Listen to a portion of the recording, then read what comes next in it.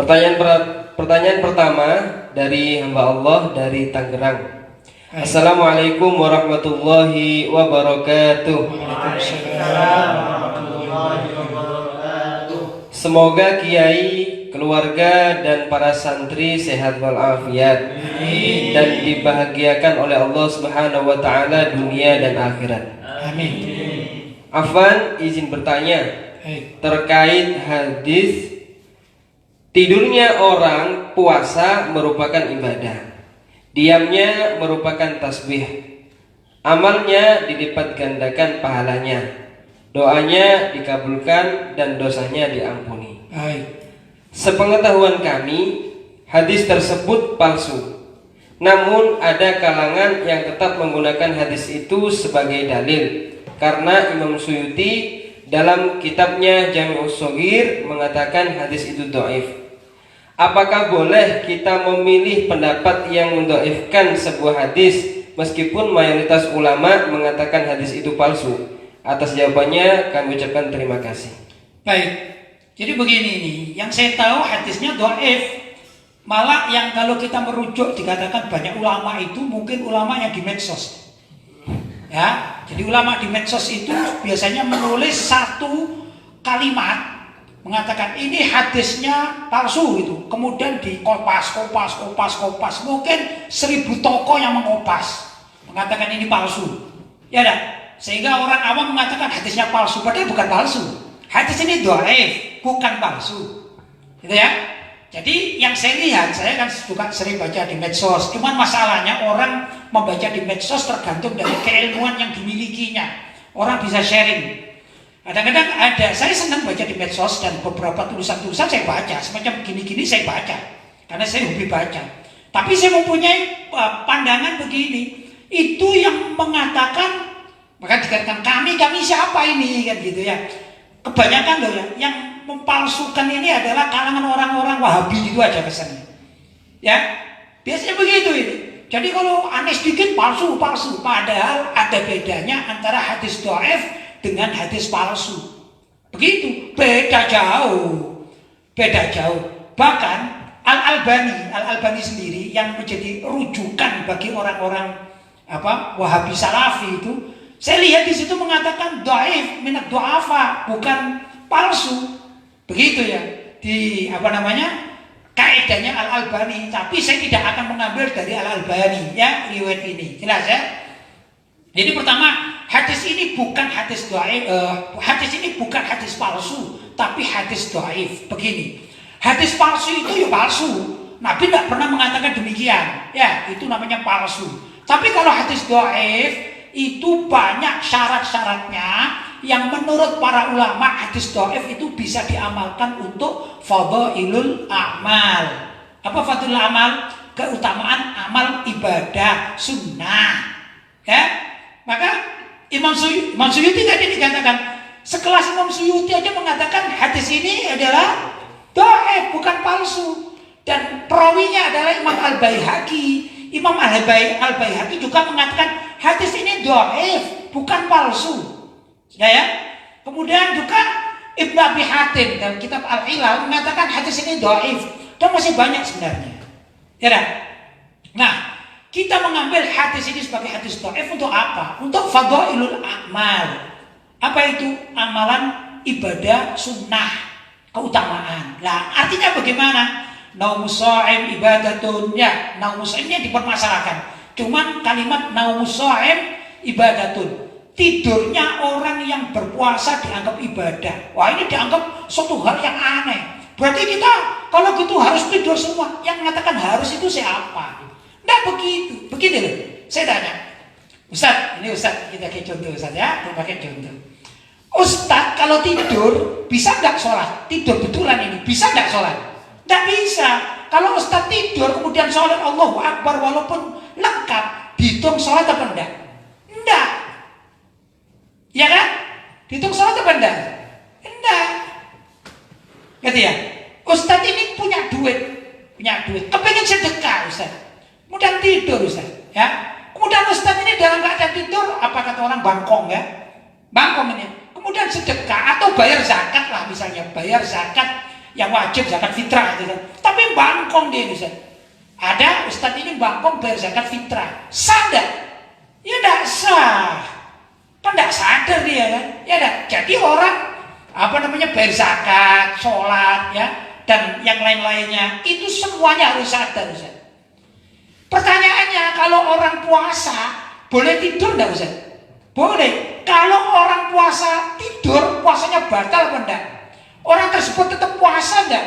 Tetap puasa. Nah, puasanya orang tidur tetap diberi pahala oleh Allah. Terus apanya yang susah sih mengamalkan hadis ini? Jelas? Ya. Jadi amalan-amalan yang lain, Ustadz mengaji kan dapat pahala. Tapi kalau tidur mengaji gimana Ustadz? Ya enggak. Betul ya? Nah, di antara kalau hadir majelis taklim, hadir bukan mengaji ya. Kalau mengaji Al-Quran kan dapat pahala kan? Satu hurufnya berapa? Masuk 10 kali lipat pahalanya. Kan begitu kan ya? Itu membaca dengan sadar. Kalau orang tidur ini bangkong ya. Bismillahirrahmanirrahim. Alif Lam Mim. Ya gak ada apa dong bangkong dia. Ya dah, jelas? Kalau hadir majelis taklim itu dapat pahala, satu pahalanya. Walaupun tidur dapat. Itu antara lain. Terus orang puasa kok tidur, ini tetap berpuasa dia ini. Jadi dia tetap berpuasa, dapat pahala enggak? Tetap dapat pahala. Itu dikatakan naumus shaim ibadatun. Puasanya, tidurnya orang yang puasa tetap dapat pahala. Pahalanya puasa itu dapat. Itu satu. Kedua, kalau yanwi ini niat misalnya. Ada orang tidur siang, niat, ya Allah, karena kalau bulan Ramadan itu disunahkan qiyamul lail, malam hari bangun, ya dah. Maka siang ini aku tidur niat agar nanti malam bisa qiyamul lail, maka tidurnya dapat pahala. Ya dah. Begitu cara mengamalkan hadis ini. Kenapa harus dikatakan ini palsu? Terus kalau palsu kenapa? Masa gak boleh orang tidur puasa? Ayo, kamu kalau tidur dosa kamu gitu. Ya enggak juga lah. Ya, jadi salah besar menurut saya kalau mengatakan ini hadis pasti palsu. Enggak, hadis ini dhaif. Kalau hadis dhaif itu masih boleh diamalkan ya dalam Fadhailul A'mal. Kenapa hadis dhaif itu? Begini loh hadis dhaif itu.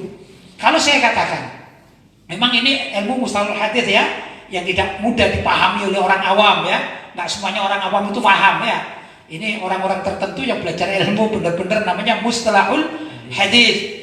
Kalau hadis itu sahih, itu memenuhi syarat-syarat ya tertentu. Andai kata saya katakan dinilai, gitu maka syaratnya ini 100 bisa dipenuhi. Begitu. Saya katakan misalnya ya, olahragawan misalnya, olahragawan apa ya, misalnya voli gitu ya, voli. Pertama, orang tersebut harus sehat. Ya, ini kita yang normal bicara ya. Orang tersebut punya tangan, ya gitu ya. Kalau misalnya orang mau voli tidak punya tangan, ya tuh kebetulan cacat tangannya, kan tidak bisa ikut Ustaz. Ya, maka syarat-syarat dipenuhi dalam hadis sahih. Saya katakan setelah teliti nilainya 100. Ustaz misalnya ini ya, wah tangannya sehat, badannya sehat, ini sehat, bisa loncat, bisa gini. Anda saya nilai 100 bisa masuk grup voli gitu Ustaz. Paham ya? Nah, sekarang misalnya Ustaz Burhan ini kebetulan misalnya tangannya sakit begini gitu ya, tapi yang kiri, tapi masih bisa pegangnya begini. Ya, nah ini bagus main volinya bagus, cuman tangannya ada sedikit kiri sedikit gitu. Saya katakan gini, ya Anda ini bisa masuk, tapi tidak bisa tim nasional, tidak bisa, karena Anda mohon maaf sedikit tangannya cacat, ya dah, mohon maaf ini. Jadi Anda ini termasuk cadangan saja, karena nilai Anda cuma 75. Gitu. Ini yang pertama tadi hadisnya hadis sahih, ini hadis hasan. Paham ya? Sedangkan hadis dhaif nilainya cuma 50. Misalnya, benar dia bisa pegang tapi tangannya cuma 1 saja. Memang betul-betul tidak punya tangan. Jadi gimana? Dia bisa, dia ahli, cuma nunggu Tunggu umpan dari temannya sehingga tidak sempurna dia ini ya.